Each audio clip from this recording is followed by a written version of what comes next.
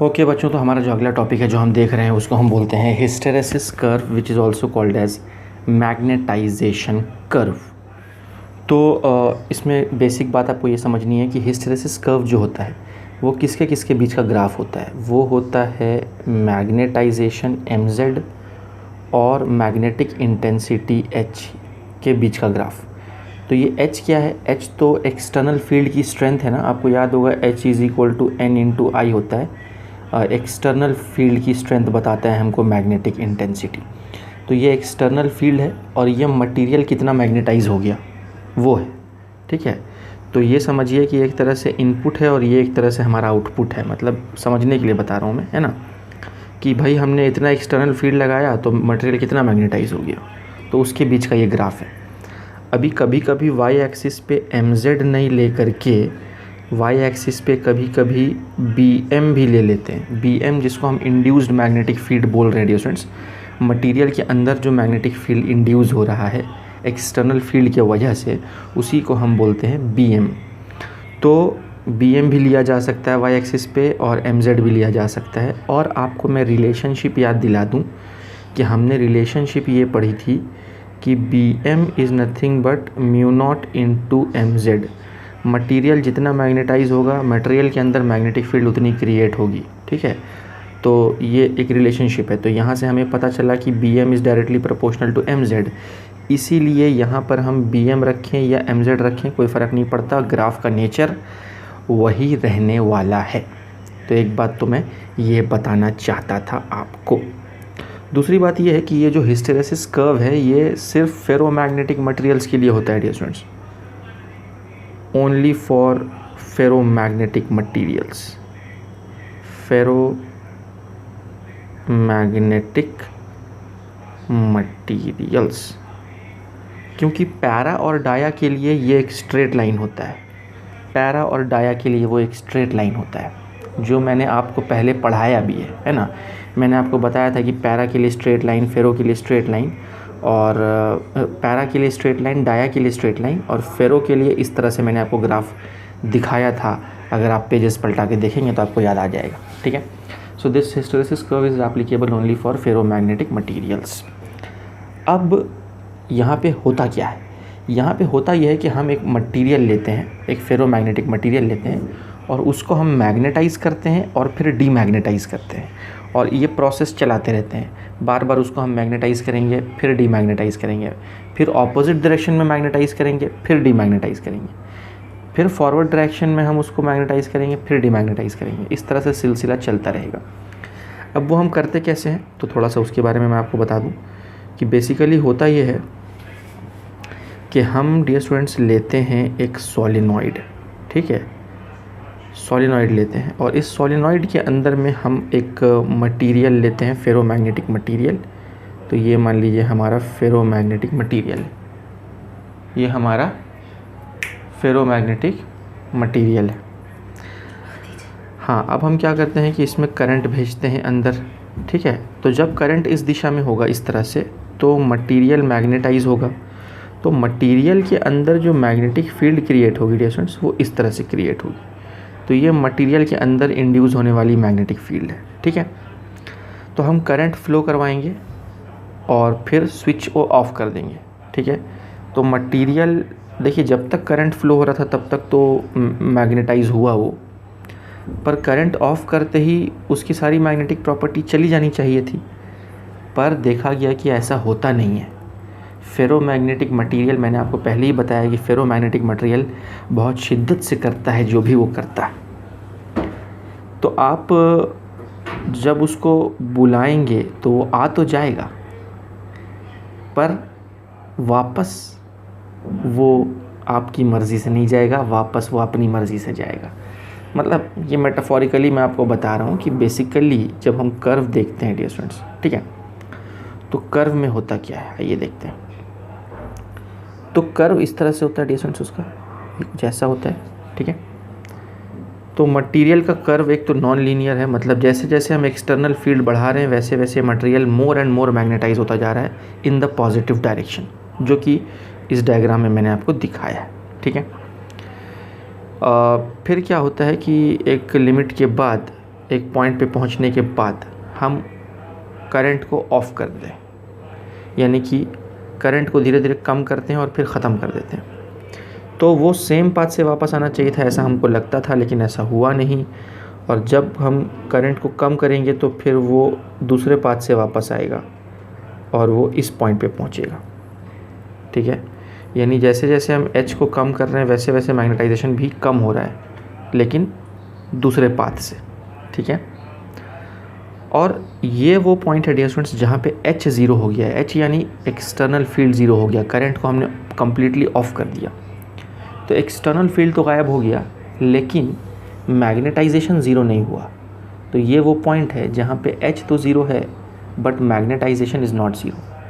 कुछ ना कुछ मैग्नेटाइजेशन यहाँ बाकी रह गया है मटेरियल के अंदर, और इसी को हम बोलते हैं रिटेंटिविटी, रेसिडुअल मैग्नेटिज्म बाकी रह गया है उसके अंदर। ठीक है, तो इस पॉइंट को अगर मैं नाम दूँ O और इसको मैं बोलूँ A और इसको मैं बोलूँ B, तो OB इज़ रिप्रेजेंटिंग रिटेंटिविटी। तो OB को हम क्या बोलते हैं, OB is called as retentivity.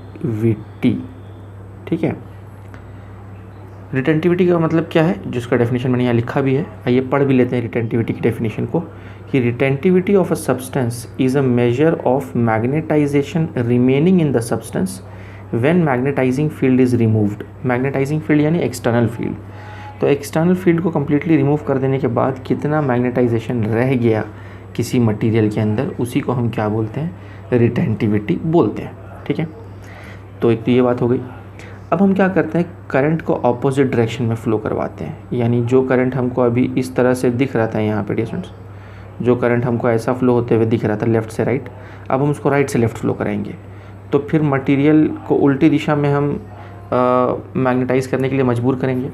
तो पहले तो क्या होगा कि जो उसमें बचा खुचा मैग्नेटिज़म था पहले तो उसको हम फिनिश करेंगे।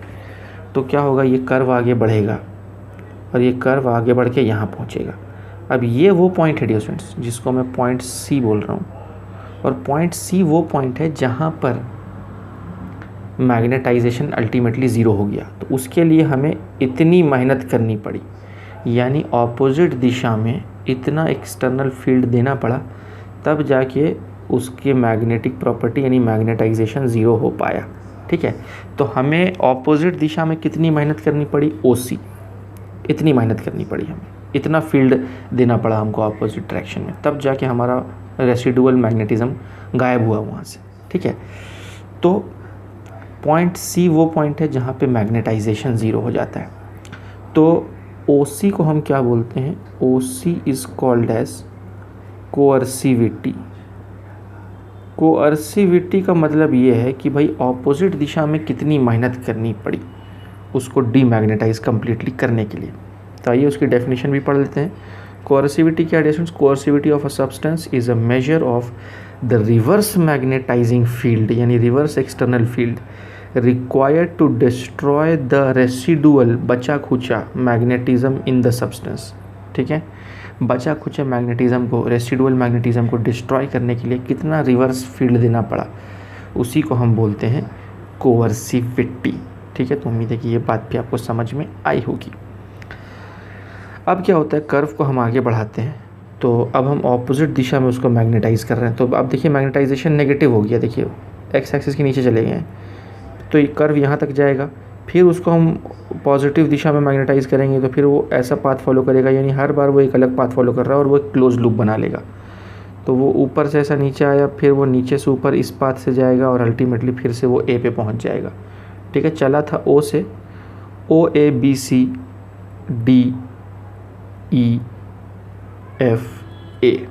तो दिस कंप्लीट लूप है ना। तो ये जो आपको लूप नज़र आ रहा है प्यारे बच्चों, यहाँ पे ये वाला loop, this loop is called as hysteresis loop या हिस्टेरेसिस कर्व या मैग्नेटाइजेशन कर्व। ठीक है, तो उम्मीद है कि आपको बात समझ में आ गई। अलग अलग फेरोमैग्नेटिक मटेरियल्स के लिए ये लूप अलग अलग साइज़ और शेप का होता है। ठीक है, तो ये बात है, लेकिन किसी भी एक गिवन मटेरियल के लिए वो लूप जो है ना, उसका एरिया और इसका जो शेप है वो फिक्स होता है। ठीक है, इस बात को आपको ध्यान में रखना है। तो बेसिकली आपको याद रखना है कि ये जो करंट को हमने पहले लेफ़्ट से राइट फ्लो कराया, फिर राइट से लेफ़्ट फ्लो कराया, तो करंट की दिशा हम बदल रहे हैं बार बार, जिसके वजह से मटेरियल पहले मैग्नेटाइज हो रहा है पॉजिटिव डायरेक्शन में, फिर ज़ीरो हो रहा है, फिर मैग्नेटाइज हो रहा है ऑपोजिट डायरेक्शन में, और फिर ज़ीरो हो रहा है। तो इस तरह से करंट को बदलने से, करंट को बार बार बदलने से हम मैग्नेटाइजेशन को बदलते हैं। ठीक है, कभी पॉजिटिवली मैग्नेटाइज करते हैं, फिर कभी नेगेटिव डायरेक्शन में मैग्नेटाइज करते हैं। ठीक है, तो आप यहाँ पे भी देख रहे हैं कि यहाँ पर मतलब कि जब तक ग्राफ ऐसा ऊपर है तब तक मैग्नेटाइजेशन पॉजिटिव है, और जहाँ ग्राफ नीचे आया तो फिर मैग्नेटाइजेशन क्या हो गया, नेगेटिव हो गया। ठीक है, तो जब एक्सटर्नल फील्ड पॉजिटिव तो मैग्नेटाइजेशन पॉजिटिव, और फिर एक्सटर्नल फील्ड हमने नेगेटिव किया तो मैग्नेटाइजेशन भी क्या हो गया, नेगेटिव हो गया, और इस तरह से वो सिलसिला चल रहा है। तो करंट की दिशा हम बार बार कैसे बदलते हैं, हम यहाँ पे अल्टरनेटिंग करंट का यूज़ करते हैं डियर स्टूडेंट्स। मतलब ये जो सर्किट आपको नज़र आ रहा है, यहाँ पे बाहर में हम एक एसी का सोर्स लगाते हैं, और वो अल्टरनेटिंग करंट ही हमको करंट की दिशा बदलते रहता है, जिसकी वजह से ये मटेरियल जो है वो बार बार मैग्नेटाइज और डीमैग्नेटाइज होता रहता है। ठीक है, तो उम्मीद है आपको ये बात समझ में आ रही होगी। तो अब प्यारे बच्चों कुछ और बातें हम करते हैं यहाँ पर। तो यहाँ पे एक नोट लिखा हुआ है, आइए इस नोट को पढ़ते हैं। नोट क्या है, area of hysteresis loop is equal to energy loss per unit volume per cycle is equal to work done per unit volume per cycle. ठीक है, तो भाई वर्क तो करना पड़ेगा ना, उस मटेरियल को हम बार बार मैग्नेटाइज कर रहे हैं, फिर डीमैग्नेटाइज कर रहे हैं, तो हमको कुछ वर्क करना पड़ रहा है। तो हमें किसी मटेरियल को मैग्नेटाइज और डीमैग्नेटाइज करने के लिए कितना वर्क करना पड़ रहा है पर साइकिल, वो हमको इस हिस्टेरेसिस लूप के एरिया से मिलेगा। ठीक है, तो थोड़ा सा इसको और बारीकी से देखते हैं। ठीक है, तो आप उसको वर्क डन बोलिए या आप उसको एनर्जी लॉस बोलिए, क्योंकि वो सारा एनर्जी लॉस हो जा रहा है, हीट के रूप में वो लॉस हो जाता है। तो जितना हम वर्क करते हैं उसको मैग्नेटाइज डीमैग्नेटाइज करने में, वो किसके रूप में लॉस हो जाता है, वो हीट के रूप में एनर्जी का लॉस हो जाता है उतना। ठीक है, तो ये एरिया जितना बड़ा होगा, ये हिस्टेरेसिस लूप का एरिया जितना बड़ा होगा, समझिए कि उस मटेरियल को मैग्नेटाइज और डीमैग्नेटाइज करने में एनर्जी का लॉस उतना ज़्यादा होगा। ठीक है, तो अब चलिए कुछ और बातें आपको बताता हूँ, कुछ टेक्निकल बातें। तो देखिए यहाँ पर जो हमारा हिस्टेरेसिस लूप है उसमें वाई एक्सिस पे मैंने क्या बताया था आपको, वाई एक्सिस पे हम BM ले सकते हैं या नहीं तो मैग्नेटाइजेशन ले सकते हैं, और एक्स एक्सिस पे हमारा क्या है, मैग्नेटिक फील्ड इंटेंसिटी है। ठीक है, तो अब यहाँ पर डियर स्टूडेंट्स जो लूप का एरिया है, area of loop is given by closed integral of BM into DH। ठीक है, BM into DH से हमको इसका देखिए वाई एक्सिस वाली quantity multiplied by x axis वाली क्वांटिटी, और ये क्लोज्ड इंटीग्रल इसलिए यूज़ किया क्योंकि वो क्लोज लूप है, इसीलिए क्लोज्ड इंटीग्रल है। तो वही तो हमको एरिया देते हैं ना, किसी भी ग्राफ का एरिया क्या होता है, वाई एक्सिस वाली quantity multiplied by x axis वाली क्वांटिटी। तो इसको हम सॉल्व करेंगे तो हमको क्या मिलेगा, एरिया अंडर द लूप मिल जाएगा। हम चाहें तो ये जो BM है, BM के जगह पर मैं μ0 इंटू MZ रख सकता हूँ, जो मैंने आपको यहाँ बताया था। BM के जगह पर μ0 इंटू MZ भी मैं पुट कर सकता हूँ। तो अगर उसके जगह पर मैं μ0 इंटू MZ पुट करूँगा तो μ0 तो बाहर निकल जाएगा, अंदर बचेगा मैग्नेटाइजेशन इंटू DH। तो इसको ऐसा भी लिखा जा सकता है। तो एक तो ये बात मैं आपको बताना चाहता था। दूसरी बात यह है कि इसका यूनिट भी हम क्रॉस चेक कर लेते हैं कि इसके यूनिट से हमको क्या मिल रहा है। तो देखिए मैग्नेटिक फील्ड इंटू H है ना, तो इसको मैं कंटिन्यू करता हूँ डियर स्टूडेंट्स आगे। तो मैग्नेटिक फील्ड इंटू H, तो देखिए magnetic field into H, magnetic field का ऐसा यूनिट क्या होता है, टेस्ला होता है, और H का ऐसा यूनिट क्या होता है, एम्पियर पर मीटर होता है, अगर आपको याद होगा तो। अब यहाँ पर डियर स्टूडेंट देखिए हमको टॉर्क पता है, टॉर्क होता है M इंटू B। ठीक है, सिर्फ यूनिट के लिए लिख रहा हूँ मैं, वैसे M क्रॉस B होता है, पर यूनिट के लिए तो क्रॉस और डॉट से फ़र्क नहीं पड़ता ना। और देखिए टॉर्क के लिए हम लिखते हैं न्यूटन इंटू मीटर, और जो हमारा मैग्नेटिक मोमेंट है divide by the magnetic moment current into area होता है एम्पियर मीटर स्क्वायर, और इसके लिए ये हो गया टेस्ला। तो टेस्ला बेसिकली इतना होगा, और यहाँ पे अगर मैं काट कूट दूँ तो टेस्ला हो जाएगा न्यूटन अपॉन एम्पियर मीटर। तो यहाँ जो टेस्ला है इसकी जगह पर मैं रख रहा हूँ newton upon ampere metre into ampere per metre. तो यहाँ एम्पियर कट जाएगा और वहाँ क्या बचेगा, ये बचेगा न्यूटन अपॉन मीटर का स्क्वायर। तो अगर मैं मीटर से मल्टीप्लाई डिवाइड कर दूँ तो अल्टीमेटली क्या बचेगा, है ना। इतनी लंबी कहानी है लेकिन इसके पीछे बहुत प्यारे प्यारे राज छुपे हैं। तो ऊपर न्यूटन मीटर हो गया और नीचे मीटर क्यूब हो गया, इसी को हम जूल पर मीटर क्यूब भी बोल सकते हैं। तो ये मैं क्या प्रूव कर रहा था कि B इंटू एच का जो यूनिट है वो है एनर्जी पर यूनिट वॉल्यूम। वही मैं यहाँ बता रहा था कि ये जो B इंटू एच है वो जो कि एरिया ऑफ द लूप है वो हमको क्या देता है, energy loss per unit volume देता है पर साइकिल। ठीक है, तो वही मैं प्रूव कर रहा था डिस्टेंस, आपको डायमेंशनली मैंने प्रूव किया कि ये एनर्जी पर यूनिट वॉल्यूम देता है इसका एरिया। तो एक तो ये बात हो गई। दूसरी बात ये हो गई डिस्टेंस कि अगर हमको टोटल एनर्जी लॉस निकालना है, देखिए यहाँ से तो इस एरिया से तो आपको जो एनर्जी लॉस मिलेगा वो तो पर यूनिट वॉल्यूम मिलेगा या work done per unit volume मिलेगा, है ना। तो अगर हमें टोटल एनर्जी लॉस निकालना है तो हम कैसे निकाल पाएंगे, तो हम यहाँ पे बोल सकते हैं कि total energy loss, total work done बोलिए या टोटल एनर्जी लॉस बोलिए, टोटल एनर्जी लॉस का एक फार्मूला है डियर से, एक प्यारा सा फार्मूला, और वो फार्मूला है VANT, वांट। ठीक है तो ये वांट में कौन सा सिंबल क्या रिप्रेजेंट कर रहा है ये हमें मालूम होना चाहिए। इसको जो आप सॉल्व करेंगे तो ये हमको जूल में मिलेगा। ठीक है, तो इसमें V क्या है, इसमें V है वॉल्यूम ऑफ द मटेरियल। ठीक है, तो उसको मैं नेक्स्ट पेज पे लिख देता हूँ। तो यहाँ पे V जो है वो वॉल्यूम ऑफ मटेरियल है, जो भी मटेरियल हमने लिया है और जिसको हम मैग्नेटाइज और डीमैग्नेटाइज कर रहे हैं उसका वॉल्यूम है हमारा कैपिटल V। A हमारा क्या है, A है area of hysteresis curve, area of hysteresis curve. ठीक है, और हमारा N क्या है, N है हमारी फ्रीक्वेंसी, किसकी फ्रीक्वेंसी, ऑल्टरनेटिंग करंट। मैंने बताया था ना मैग्नेटाइज और डीमैग्नेटाइज करने के लिए हम कौन से करंट यूज़ करते हैं, ऑल्टरनेटिंग करंट।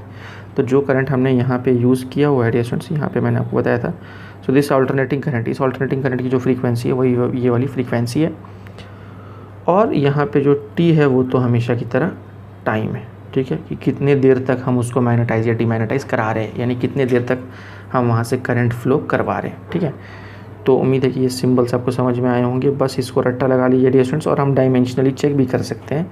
आप अगर इन सब के यूनिट्स पुट करें तो आपको जूल मिलेगा, यानी न्यूटन इंटू मीटर मिलेगा। ठीक है, करके दिखा देता हूँ मैं आपको 2 मिनट में।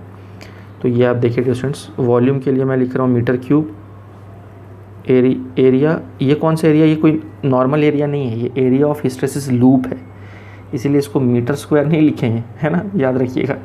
इस एरिया को मीटर स्क्वायर मत लिखिएगा, ये एरिया ऑफ हिस्टेरेसिस लूप है, और हिस्टेरेसिस लूप का एरिया क्या देता है, ये देता है ना। तो और उसका यूनिट हमने क्या निकाला हुआ है, उसका हमने जूल पर मीटर क्यूब निकाला हुआ है। तो इसके जगह पर आप रखिए जूल पर मीटर क्यूब, ये हिस्टेरेसिस लूप का जो एरिया का यूनिट है ना वो मैंने पुट किया है। इनटू फ्रीक्वेंसी का तो 1/सेकेंड होता है और टाइम का सेकंड होता है, तो ये तो सेकंड कैंसिल आउट हो जाएगा। और देखिए ये मीटर क्यूब और मीटर क्यूब कैंसिल आउट हो गया, तो अल्टीमेटली क्या बचा, सिर्फ और सिर्फ जूल बचा ना बाबा। हाँ, तो आप इस जूल को चाहें तो कैलोरी में भी कन्वर्ट कर सकते हैं। यूनिट्स चेक कर लीजिएगा, यूनिट क्या दिया हुआ है, और जो यूनिट हमको ऑप्शन में दिया है उस यूनिट के हिसाब से आप इसको जूल या कैलोरी किसी में भी लिख सकते हैं। ठीक है डियर स्टूडेंट्स, तो उम्मीद है कि आपको बात समझ में आई होगी। यहाँ पे हिस्टेरेसिस लूप के अंदर क्या क्या राज छुपे थे, मुझे उम्मीद है कि वो सारी चीज़ें आपको समझ में आ गई होंगी। ठीक है, बहुत अच्छी बात है। तो अगर आपने कॉपी नहीं किया तो देर किस बात की, जल्दी से कॉपी कर लीजिए। तो हम यहाँ से शुरू करते हैं डियर स्टूडेंट्स। पॉज करके पहले आप ये कॉपी कर लीजिए, फिर एक बार ये कॉपी हो जाए तो आप पॉज करके ये कॉपी कर लीजिए, और एक बार ये कॉपी हो जाए तो उसके बाद फिर आप पॉज करके ये कॉपी कर लीजिए। ठीक है, यहाँ तक कॉपी कर लिया आपने, फिर उसके बाद आप पॉज करके ये कॉपी कर लीजिए डियर स्टूडेंट्स, और एक बार ये कॉपी हो जाए तो उसके बाद चलिए हम आगे बढ़ते हैं। तो डियर स्टूडेंट्स, यहाँ पर हम कंपेयर कर रहे हैं hysteresis curve of soft iron and steel. तो सॉफ्ट आयरन और स्टील के जब हम हिस्टेरेसिस कर्व को कंपेयर करेंगे तो हम ऐसा देखने को हमें मिला कि जो सॉफ्ट आयरन का जो, अब ये एक्सपेरिमेंट से पता चला, ये कर्व कैसे मिला हमको, ये कर्व्स हमको एक्सपेरिमेंट से मिले। तो जब हम कर्व्स को कंपेयर करेंगे तो देखिए यहाँ पर उसने आई लिख दिया है, वो सिंबल पे आप मत जाइए, यहाँ पे तो मैग्नेटाइजेशन होगा, है ना, उस मैग्नेटाइजेशन को कुछ बुक्स में आई लिखते हैं। ठीक है, तो इस बात को याद रखिएगा। तो अब यहाँ पे अगर आप देखिए तो इसका एरिया कम है और इसका एरिया ज़्यादा है। ठीक है, तो इसका मतलब एनर्जी लॉस ज़्यादा कहाँ होगा, स्टील में। तो इसलिए यहाँ लिखा है area of hysteresis loop is large, इसका मतलब है हाई एनर्जी लॉस, स्टील में ज़्यादा एनर्जी लॉस है। पर यहाँ पे सॉफ्ट आयरन में area of hysteresis loop is less, यानी कि लो एनर्जी लॉस। तो यहाँ पे यानी सॉफ्ट आयरन को मैग्नेटाइज और डीमैग्नेटाइज करने में एनर्जी का लॉस कम होता है। इसीलिए आप देखिए जहाँ भी हम अल्टरनेटिंग करंट का कोई डिवाइस यूज़ करते हैं वहाँ पे हम कोर के रूप में सॉफ्ट आयरन का ही यूज़ करते हैं। जैसे ट्रांसफार्मर, हमको पता है कि ट्रांसफार्मर में हम कौन सा करंट यूज़ करते हैं, प्राइमरी और सेकेंडरी वाइंडिंग्स में अल्टरनेटिंग करंट का खेल चल रहा होता है, वहाँ पे बार बार वो कोर को मैग्नेटाइज होना होता है और डीमैग्नेटाइज होना होता है। तो इसलिए वहाँ पे हम सॉफ्ट आयरन को प्रेफरेबली यूज़ करते हैं, क्योंकि एनर्जी लॉस यहाँ कम है, क्योंकि हिस्टैरिसीस लूप का एरिया यहाँ पे छोटा है ना। उम्मीद है आपको बात समझ में आ रही है स्टूडेंट्स, है ना। तो प्यारे बच्चों, यहाँ पर दूसरी बात ये है कि अगर हम रिटेंटिविटी और कोअर्सिविटी की बात करें तो आप देखिए रिटेंटिविटी और कोअर्सिविटी दोनों भी सॉफ्ट आयरन का कम है, क्योंकि लूप छोटा है ना। तो यहाँ पे हम बोल सकते हैं लो रिटेंटिविटी, है ना, लो कोअर्सिविटी, ठीक है। और उसी का उल्टा हम यहाँ बोल सकते हैं, देखिए यहाँ पे रिटेंटिविटी भी ज़्यादा है और कोअर्सिविटी भी ज़्यादा है, क्योंकि लूप बड़ा है। तो यहाँ पे हाई रिटेंटिविटी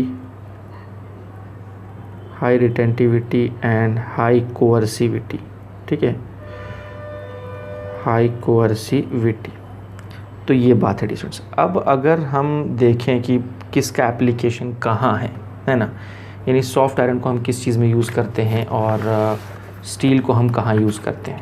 तो डियर स्टूडेंट्स, ध्यान रखिएगा आप इस बात का कि सॉफ्ट आयरन को हम यूज़ करते हैं, एक तो मैंने आपको बताया ट्रांसफार्मर कोर के लिए, ट्रांसफार्मर कोर, ठीक। दूसरा सॉफ्ट आयरन को हम यूज़ करते हैं इलेक्ट्रोमैग्नेट्स के लिए, क्योंकि देखिए ये जो सॉफ्ट आयरन है ना, इसको मैग्नेटाइज और डीमैग्नेटाइज करना बहुत ईजी होता है, ठीक है, क्योंकि रिटेंटिविटी भी कम है, कोअर्सिविटी भी कम है। तो मतलब ये कम ज़िद करेगा, है ना। जितना देंगे आप वो ले लेगा, फिर जितना आप छीनेंगे तो सब दे देगा, है ना, कुछ बचा के नहीं रखेगा अपने पॉकेट में। तो आसानी से आप छीन सकते हैं, आप इससे आसानी से आप इसको दे सकते हैं जो भी देना है ना। तो ये ज़्यादा आनाकानी नहीं करेगा, आपको परेशान नहीं करेगा। इसीलिए हम सॉफ्ट आयरन को यूज़ करते हैं इलेक्ट्रोमैग्नेट भी बनाने में। पर भाई अगर हम स्टील की बात करें तो स्टील को हम कहाँ यूज़ करते हैं डियर स्टूडेंट्स, स्टील को हम यूज़ करते हैं परमानेंट मैग्नेट बनाने में, परमानेंट मैग्नेट, क्योंकि ज़िद ज़्यादा है, कोअर्सिविटी, रिटेंटिविटी ये सब थोड़ा आपको ज़्यादा दिख रहा है, इसीलिए स्टील को हम यूज़ करते हैं परमानेंट मैग्नेट बनाने में, ठीक है। तो उम्मीद है स्टूडेंट्स कि यहाँ तक आपको बात समझ में आ गई होगी, है ना। ये वाला भी आप कॉपी कर लेंगे पॉज करके। तो इसी के साथ साथ जो है हमारा ये हिस्टैरिसीस कर्व भी ख़त्म हुआ, और अब हम बढ़ेंगे अपने अगले टॉपिक की ओर, जो कि है जियोमैग्नेटिज़म या अर्थ्स मैग्नेटिज़म, ठीक है। पहले आप ये कॉपी करें। तो प्यारे बच्चों, अब हम देख रहे हैं अर्थ्स मैग्नेटिज़म, जिसको हम जियोमैग्नेटिज़म भी बोलते हैं, इसको एलिमेंट्स ऑफ अर्थ्स मैग्नेटिज़म भी बोलते हैं, ठीक है। तो अब इस कॉन्सेप्ट में अंदर जाने से पहले एक बेसिक कॉन्सेप्ट आपको याद दिला दूं कि डियर स्टूडेंट्स, मान लीजिए दो पोल पीसेज हैं, एक नॉर्थ और एक साउथ, और उनके बीच में मैंने एक मैग्नेटिक नीडल को ला के रख दिया। ये कंपास का नीडल है हमारा, ठीक है। एक्सटर्नल फील्ड हमारा कहाँ से कहाँ होगा, नॉर्थ से साउथ। तो ये जो बी है वो एक्सटर्नल फील्ड को रिप्रेजेंट कर रहा है, नॉर्थ से साउथ। एक्सटर्नल फील्ड के इन्फ्लुएंस में ये कंपास का नीडल रोटेट करेगा, है ना। और रोटेट करके वो किस तरह से अपने आप को अलाइन करेगा वो आपको पता है, वो मैं आपको याद भी दिला देता हूँ डियर स्टूडेंट्स। वो कुछ इस तरह से अपने आप को रोटेट करेगा डियर स्टूडेंट्स, और रोटेट करके, है ना, रोटेट करके वो एक्सटर्नल फील्ड के अलोंग अपने आप को अलाइन कर देगा, है ना। यानी अल्टीमेटली वो इस पोजीशन पे आ जाएगा, ठीक है। सच दैट जो इसका नॉर्थ है वो इसके साउथ की तरफ आ जाएगा, और जो इस नीडल का साउथ है वो इस बड़े वाले नॉर्थ की तरफ आ जाएगा, ठीक है। तो एक्सटर्नल फील्ड की दिशा अगर ऐसी है तो ये नीडल अपने आप को ऐसा अलाइन कर लेगा, ठीक है। इस बात को आपको ध्यान में रखना है। अब आते हैं यहाँ। अब डियर फ्रेंड्स, हमको पता है कि ये अर्थ का जोग्राफिक नॉर्थ है और ये अर्थ का जोग्राफिक साउथ है, ठीक है। तो क्या देखा गया कि जब भी हम किसी कंपास नीडल को फ्रीली सस्पेंड करते हैं तो फ्रीली सस्पेंड करने पे वो हमेशा नॉर्थ साउथ डायरेक्शन में हमारा कंपास के नीडल पॉइंट करता है। यानी कंपास का नीडल हमेशा इस तरह से अपने आप को पॉइंट करेगा।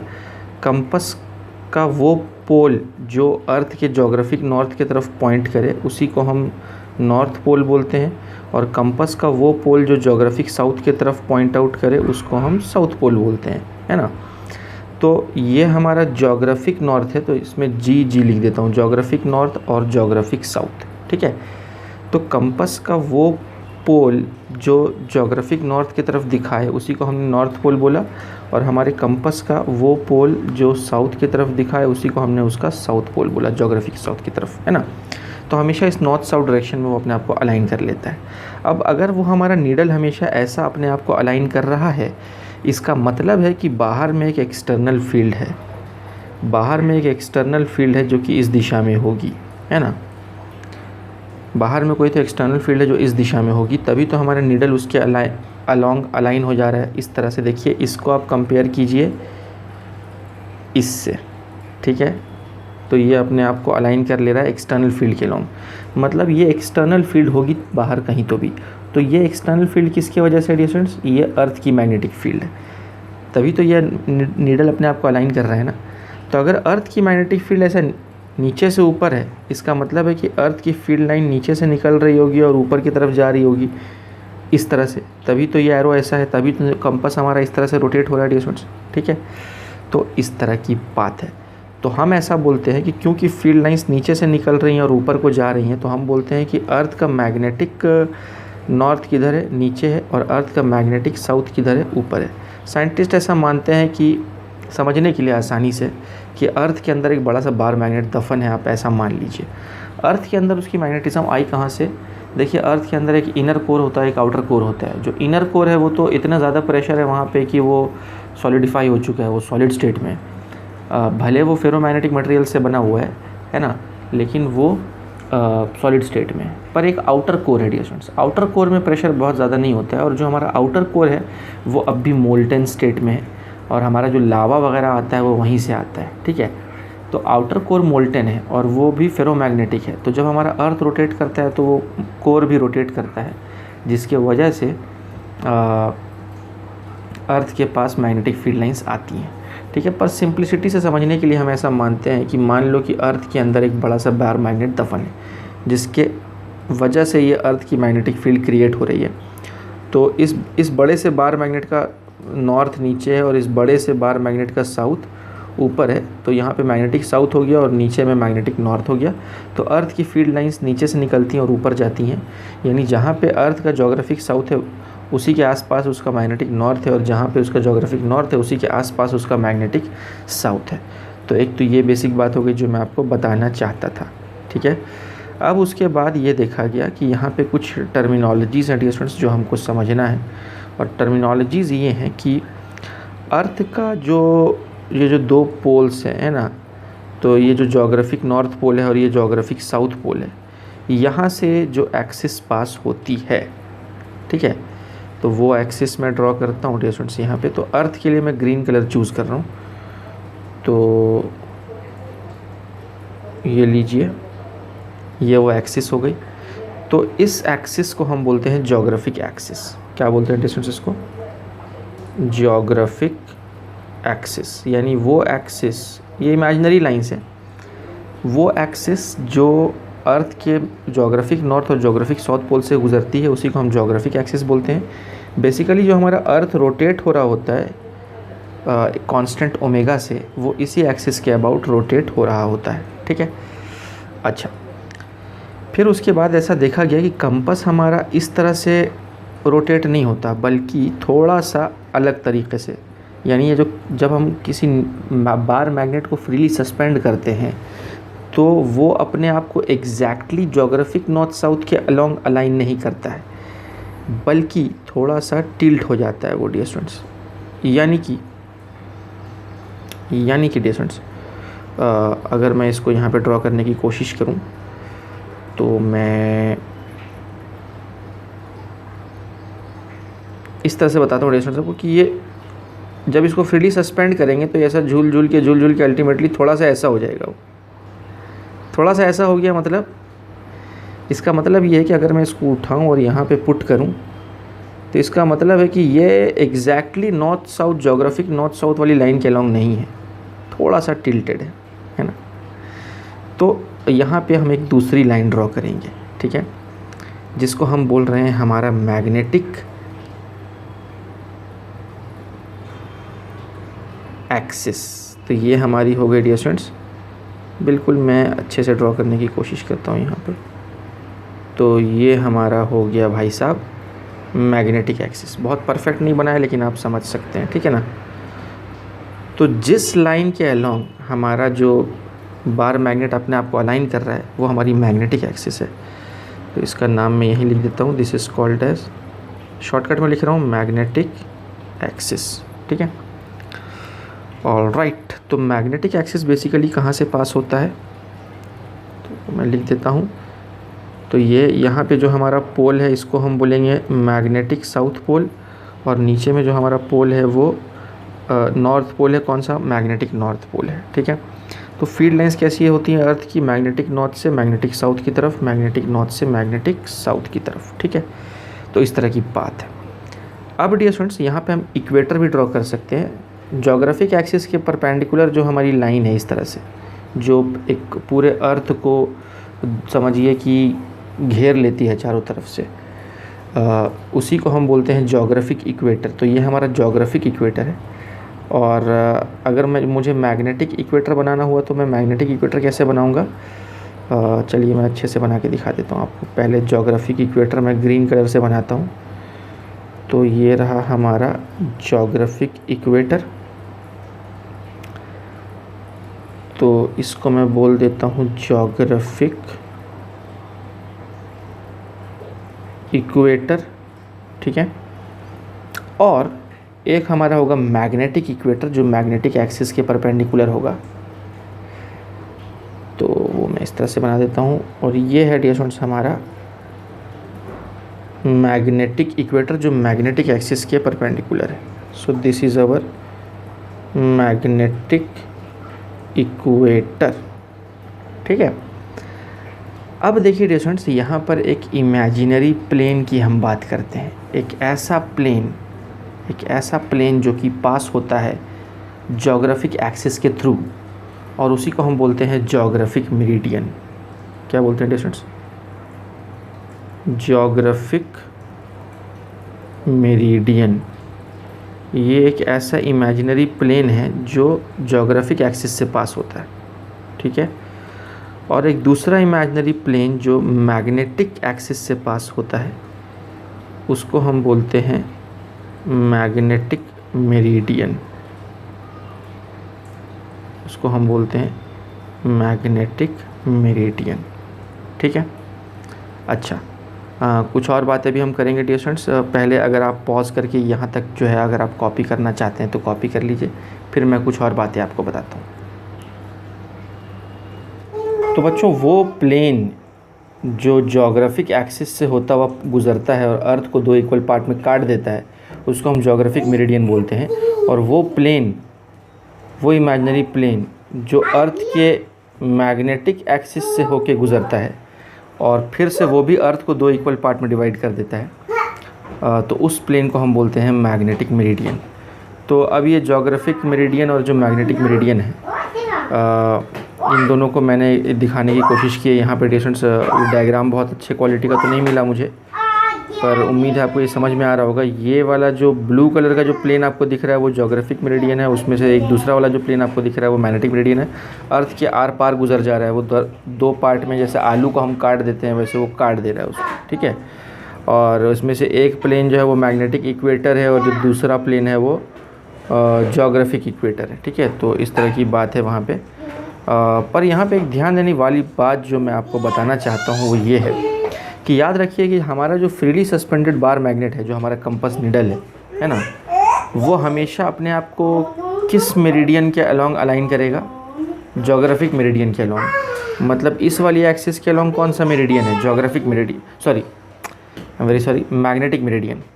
तो ये जो फ्रीली सस्पेंडेड बार मैग्नेट है यानी जो कंपास है वो अपने आप को मैग्नेटिक एक्सिस यानी मैग्नेटिक मेरिडियन के अलोंग अपने आप को अलाइन करता है, ठीक है, ना कि ज्योग्राफिक एक्सिस के अलोंग। तो उसी चीज़ को यहाँ पे इस डायग्राम में दिखाया गया है स्टूडेंट्स कि ये आप देखिए यहाँ पे जो बार मैग्नेट है जिसको फ्रीली सस्पेंड किया गया है, तो जो फ्रीली सस्पेंडेड बार मैग्नेट है ये अपने आप को किस एक्सिस के अलोंग अलाइन कर रहा है, ये देखिए मैग्नेटिक एक्सिस के अलोंग अपने आप को अलाइन किया हुआ है इसने। यानी ये वाला जो प्लेन है ये कौन सा प्लेन है, ये जो आपको प्लेन दिख रहा है ये कौन सा प्लेन है डिस्टेंस, मैग्नेटिक मेरिडियन है। तो याद रखिएगा कि बार मैग्नेट जिस प्लेन के अलोंग अपने आप को अलाइन कर लेता है वो प्लेन हमारा मैग्नेटिक मेरिडियन होता है ना। और जोग्राफिक मेरिडियन कहीं तो भी और होगा, मतलब कि यहाँ कहीं तो एक दूसरा प्लेन होगा। तो ये हमारा पीछे में जो प्लेन है वो जोग्राफिक मेरिडियन है, तो ये हमारा जोग्राफिक मेरिडियन है, और इस तरफ ये वाला जो प्लेन है ये मैग्नेटिक मेरिडियन है, ठीक है। तो ये भी एक बात मैं आपको बताना चाहता था। दूसरी बात यहाँ पे ये है डियर स्टूडेंट्स कि देखिए ये बार मैग्नेट का नॉर्थ पोल इधर शो कर रहा है, मतलब इस तरफ हमारे अर्थ का कौन होगा, अर्थ का मैग्नेटिक साउथ होगा, तभी तो ये बार का नॉर्थ इसके साउथ की तरफ अट्रैक्ट हो रहा है ना। आप यहाँ भी देख सकते हैं, देखिए यहाँ पे भी मैंने दिखाया है इस डायग्राम के थ्रू। या आप यहाँ कंपास की नीडल को देखिए, कंपास का नीडल जो है वो नॉर्थ जो है वो अर्थ के मैग्नेटिक साउथ की तरफ है, ठीक है ना। तो इस तरह की बात है। तो डियर स्टूडेंट्स यहाँ पर वापस आता हूँ मैं, तो इधर मैग्नेटिक साउथ है अर्थ का, और अगर इधर इसका साउथ है तो फिर इस तरफ अर्थ का मैग्नेटिक नॉर्थ होगा, ठीक है। तो ये चीज़ें डियर स्टूडेंट्स इस बात को आपको ध्यान में रखना होगा, ठीक है। और उस तरफ हमारा कौन होगा, जोग्राफिक मेरिडियन के अलोंग मैं ले रहा हूँ एक्सिस, तो उस तरफ जो है हमारा, जिधर हमारा मैग्नेटिक साउथ होता है उधर हमारा कौन होता है, उधर हमारा जोग्राफिक नॉर्थ होता है, और जिधर हमारा इधर मैग्नेटिक नॉर्थ होता है उधर हमारा जोग्राफिक साउथ होता है, ठीक है। तो ये जो जोग्राफिक नॉर्थ साउथ है वो जोग्राफिक मेरिडियन के अलोंग है, और ये जो मैग्नेटिक नॉर्थ साउथ है ये मैग्नेटिक मेरिडियन के अलोंग है। और ये मैग्नेटिक मेरिडियन और जोग्राफिक मेरिडियन के बीच का जो एंगल है, इसी एंगल को हम एंगल ऑफ डिक्लिनेशन बोलते हैं, ठीक है, जो कि यहाँ पे भी दिखाया है। ये देखिए आप, जोग्राफिक मेरिडियन और मैग्नेटिक मेरिडियन के बीच का जो एंगल है वो एंगल ऑफ डिक्लिनेशन कहलाता है। उसी चीज़ को इस डायग्राम में भी दिखाया है। यहाँ पे ये वाला जो प्लेन है ये मैग्नेटिक मेरिडियन है, और ये वाला जो प्लेन है ये जोग्राफिक मेरिडियन है, और दोनों के बीच में जो एंगल है वो एंगल ऑफ डिक्लिनेशन, ये जो थीटा आपको दिख रहा है वो एंगल ऑफ डिक्लिनेशन, ठीक है। तो यही बात है डियर स्टूडेंट्स। तो यहाँ पे मैं डिफाइन भी कर रहा हूँ एंगल ऑफ डिक्लिनेशन को, आप चाहें तो पॉज करके इसको कॉपी डाउन भी कर लें कि what is angle of declination at any place on earth, the acute angle between magnetic meridian and geographic meridian is called as angle of declination. अब एंगल ऑफ डिक्लिनेशन कुछ books में theta use करते हैं, कुछ books में alpha use करते हैं। मैं एंगल ऑफ डिक्लिनेशन के लिए यूज़ कर रहा हूँ डियर स्टूडेंट्स अल्फ़ा, तो मैं अल्फ़ा सिंबल यूज़ करूँगा एंगल ऑफ डिक्लिनेशन के लिए, ठीक है। तो यहाँ तक आप कॉपी कर लीजिए डियर स्टूडेंट्स, फिर हम कुछ और बातें करते हैं।